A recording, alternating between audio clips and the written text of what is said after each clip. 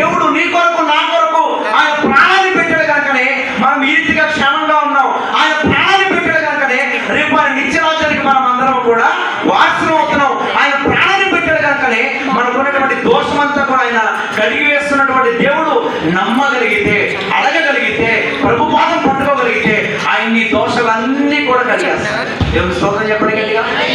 అంజూరపు చెట్టులో ఉన్నటువంటి రాళ్లే వేస్తున్నాడు ఆయన. ఆ రాళ్ళకు సాదృశ్యం ఏంటో తెలుసా?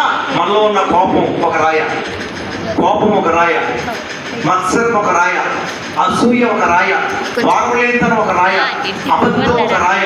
ఇవన్నీ కూడా దేవుడు ఏదేస్తే ఆయనకు అవకాశం ఇస్తే తీసేస్తాడు. కొంతమంది మనుషులు అసూయ, తోటి వారిని చూస్తే అసూయ, మంచి పక్క కట్టుకున్న వారిని చూస్తే అసూయ, కొంచెం ఎదుగుతున్న వారిని చూస్తే అసూయ, కొందరు పిల్లలు బాగుపడతా అబ్బో కొంతమందికి అసూయ.